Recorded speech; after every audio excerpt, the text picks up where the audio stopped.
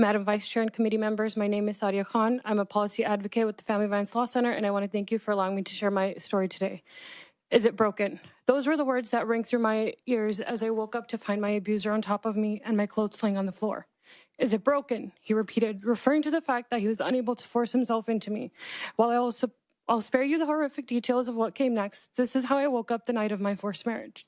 I remember being locked in a room the night before, being told I would be beaten if I left the room or tried to protest the marriage. I had never before met this man, and yet I was sitting there staring at the marriage contract, trying to make sense of the words, except I didn't know how to read the language that stared back at me. But what I did know was that my life was about to change drastically. This man was 12 years my senior and often bragged about how he beat the women in his life. I remember the first day I set foot into his home, and he told me I wasn't allowed to practice my faith nor go to school. I wasn't allowed to make new friends nor maintain contact with my family or friends.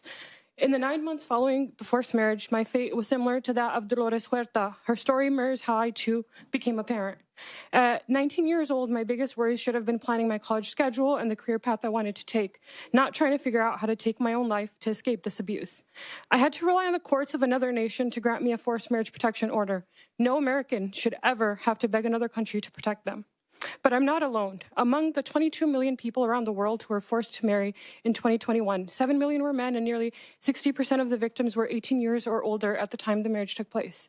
For every statistic, there's a real person with real stories. People you might pass on the streets, people who are your neighbors, coworkers, constituents, and sometimes it's the person sitting right in front of you. AB 2534 will help protect Californians from forced marriage and provide relief when survivors are seeking to escape.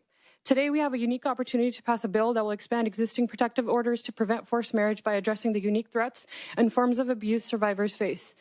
As you heard in my own story, and what is true for so many others, forced marriage is not a single act, it's a gateway to ongoing violence. By creating a tool for intervention, we will spare Californians the pain of forced marriage and all the harms that follow. AB 2534 will empower survivors to define for themselves the protections they need, determine from whom they need protection, and offer tools for prevention and intervention, both of which are currently lacking here in California. My legal battle has been 12 years in the making, and it isn't over yet. Every human being deserves the right and full autonomy to choose their own happily ever after, something myself and many others have been robbed of. It is for these reasons that I urge your support for survivors, and I vote on AB 2534. Thank you for your time.